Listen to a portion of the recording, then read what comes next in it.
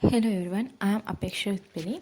This post based on my research project, Isolation of Lactic Acid Bacteria Inoculum for Ensiling Forages. In Sri Lanka, we nearly produce 40% of the national milk requirement. Therefore, the country heavily depends on imported dairy products.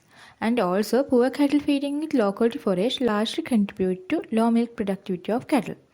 Therefore, an improvement of forage conservation methods are much essential to overcome unavailability of good quality forages. Forage silage is best solution for that. This study is significant in many ways because forage silage is done using naturally occurring bacteria in forage harvest.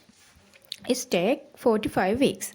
And acceleration of ensiling process through bacteria inoculum minimizes the loss of nutrients. But in Sri Lanka, bacteria inoculums for forage ensiling neither produced nor permitted to import. So my aim was to isolate lactic acid bacteria to be used as an inoculum for forage silage production. First, I obtained 3 different silage sources from sorghum, maize and guinea. Then I isolated lactic acid bacteria from the above mentioned sources. After that, the isolated pure bacterial colonies were identified up to genus level using biochemical test.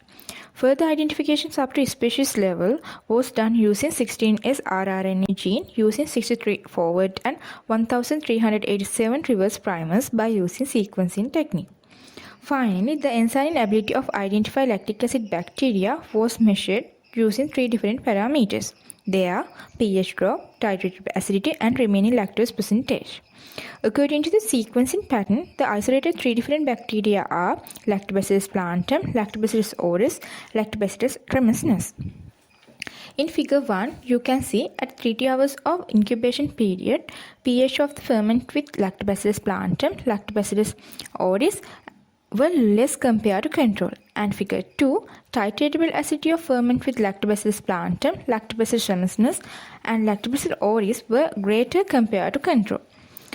We increase the incubation time, the remaining lactose percentage decrease the gradient of the sample of Lactobacillus plantum and Lactobacillus tremesnus are somewhat similar. This shows the minimum remaining lactose percentage. At the end, I can say there is a great potential of Lactobacillus plantum isolated from the corn silage to be used as an inoculum for ensiling forages.